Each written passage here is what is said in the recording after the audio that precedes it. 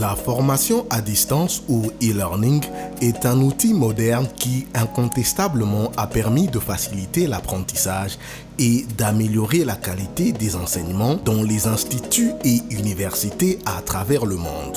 De plus en plus d'établissements sont passés ces dernières années du papier à la souris. Je me nomme professeur Machinda Koulimba Désiré. Je suis le directeur de l'école santé publique de Kinshasa. L'école de santé publique de Kinshasa, qui regorge plus de 3000 étudiants du premier cycle, plus de 150 du second, ainsi que 50 enseignants et personnels académiques, n'est pas restée en marge de cette évolution technologique. L'école de santé publique a cherché à mettre en place le système d'enseignement à distance depuis plus d'une dizaine d'années. Nous avions un projet qui s'appelait l'IFER. C'est un projet avec 6 pays, des pays africains, essentiellement des pays de l'Afrique orientale. Il y a l'Éthiopie, il y a l'Ouganda, il y a la Tanzanie, il y a le Kenya, il y a le Rwanda, il y a la RDC. La RDC ayant été le seul pays francophone. Nous avons essayé dans le cadre de ce projet, de monter un système d'enseignement en ligne. Ça n'a pas bien pris pour certaines raisons, mais Dieu merci, une autre opportunité s'est offerte à nous. Et ça, c'était le projet que nous appelons le projet Grenade, financé par la coopération norvégienne. En partenariat avec l'agence norvégienne de développement, le projet Grenade a donné cette opportunité à l'école de santé publique de Kinshasa d'évoluer vers la formation à distance si précieuse en cette période de crise sanitaire.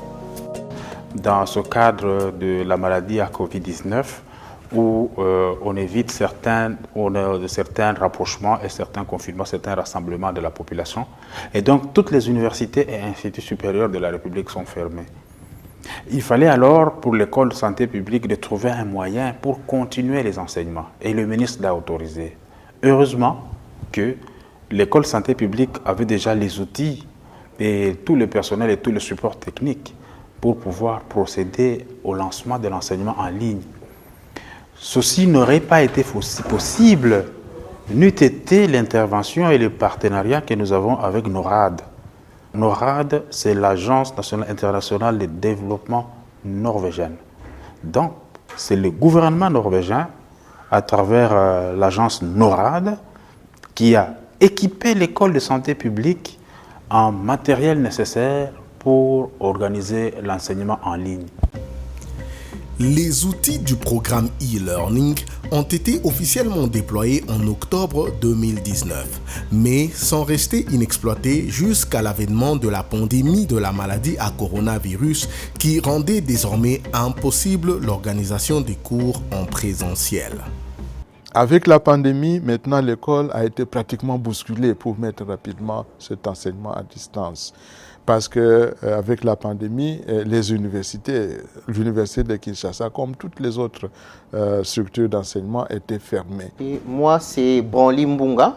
J'ai joué le rôle de superviseur technique dans ce projet e-learning. En fait, il nous a été demandé vers septembre 2019 de réfléchir sur quel matériel et quel programme ou logiciel nous devrions utiliser pour mettre en place ce système qui a été financé par NORAD à l'école de santé publique de Kinshasa. D'un point de vue général, le système avait 4 axes. Le premier axe était le Learning Management System, le LMS. Donc nous devrions réfléchir sur quel logiciel utiliser pour livrer les cours et à la fois gérer l'administration à l'école de santé publique. On a dû utiliser la plateforme Moodle qui a été, on a acheté un Moodle dans le cloud, mais on a aussi pu installer un Moodle local dans notre serveur local qu'on a dû déployer.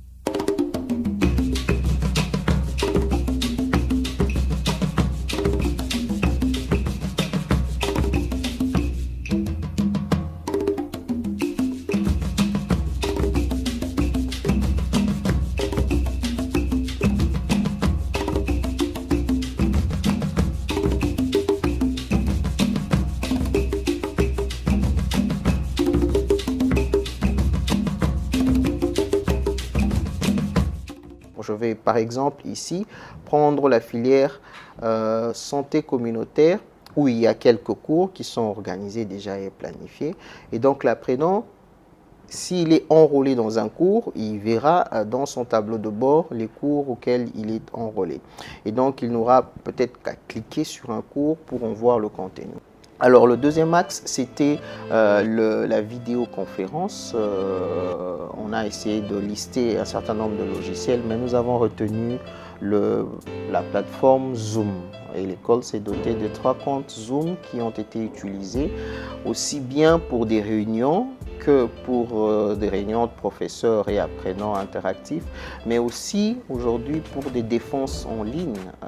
Le troisième axe, c'était le e-library pour essayer d'assurer le library management ici à l'école. Donc un apprenant pouvait commander son livre à partir d'une application Koha de son téléphone n'importe où et passer physiquement, retirer son livre ou demander la disponibilité d'un document qui se trouve dans notre librairie virtuelle. Le quatrième axe qu'on n'a pas encore réussi jusque-là, c'était pour la collecte de données en ligne.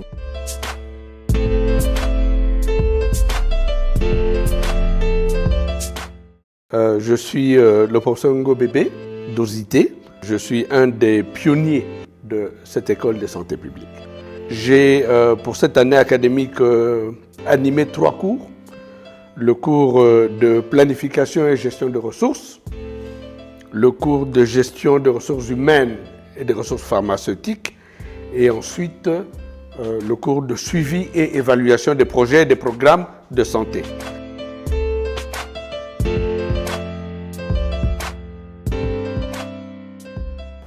Voilà, donc ici, il s'agit ici d'une vidéo qui est enregistrée déjà dans le cours que l'apprenant peut télécharger et revoir plusieurs fois.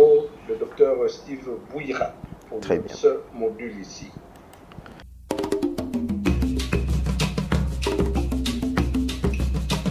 Moi, je suis très satisfait de l'organisation des cours en ligne. Je suis parmi ceux qui ont conduit toute la formation de cette année en ligne. Et ce que je peux dire pour le moment, c'est que c'est une expérience qui m'a apporté à moi-même beaucoup d'enseignements. Je pense que je suis édifié et je ne crois pas que ce soit une expérience que nous pouvons considérer sur le plan conjoncturel.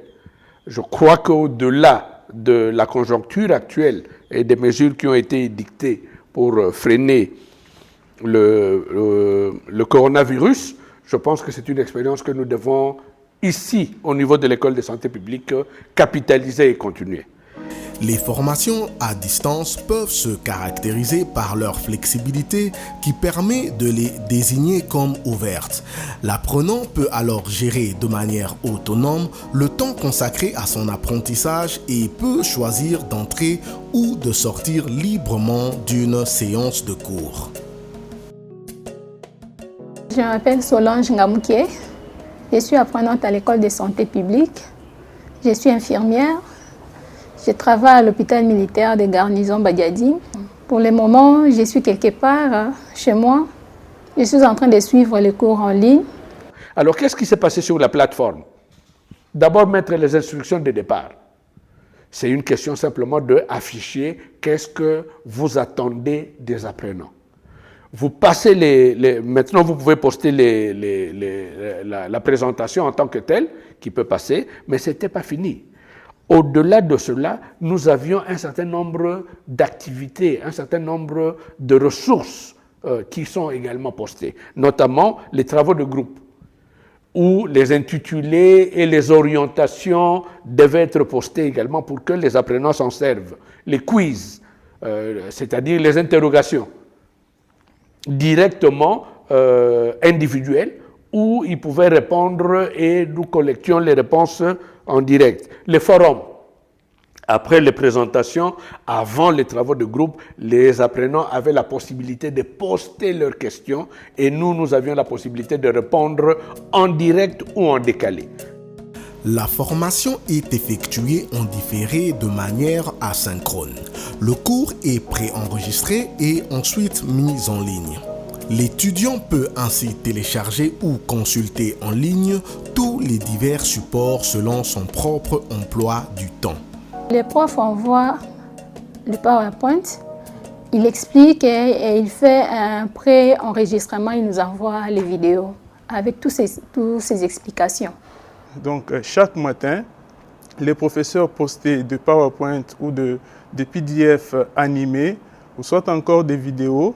Et ces vidéos, nous avions l'opportunité de les suivre et de les répéter aussi plusieurs fois au cours de la journée et faire aussi quelques exercices pour la maîtrise de la matière et lire encore les recommandations ou soit encore les références que les professeurs étaient en train de nous donner. Par exemple, pour le cours de gestion de ressources humaines et pharmaceutiques, l'apprenant qui clique voit que les cours sont organisés en termes de jours.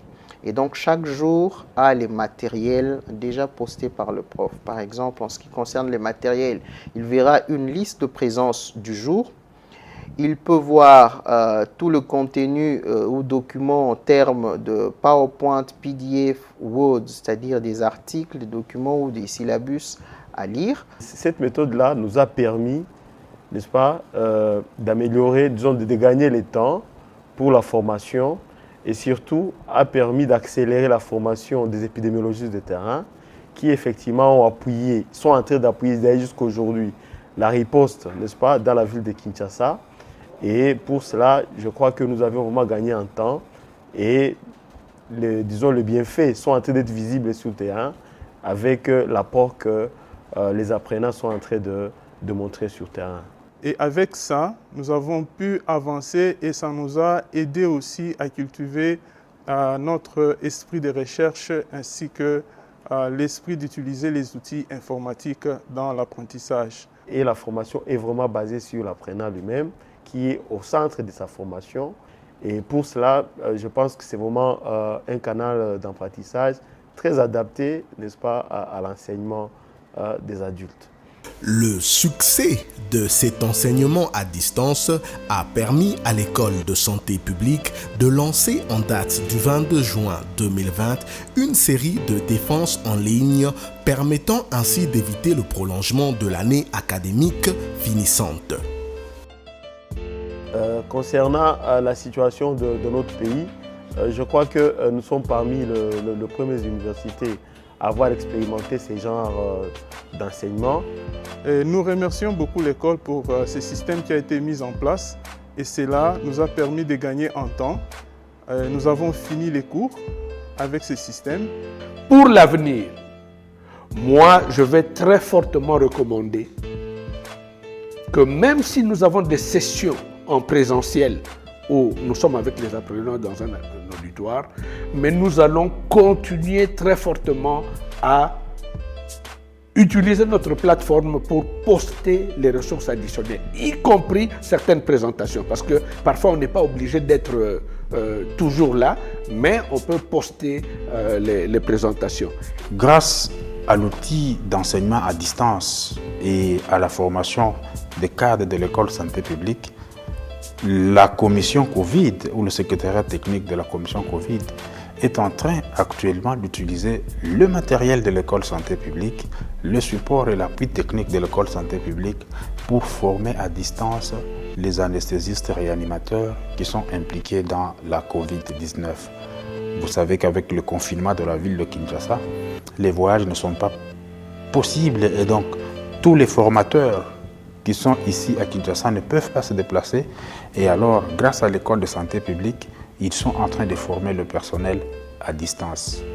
Et donc, je félicite pour cette dernière intervention l'ONG PAT, qui fait partie de la fondation Bill et Melinda Gates, qui a appuyé cette formation des anesthésistes et réanimateurs à Covid-19 grâce au matériel doté par l'Agence internationale de coopération norvégienne NORAD, qui a permis NORAD finalement à l'école santé publique de se développer et de se doter de cet outil. Je vous remercie.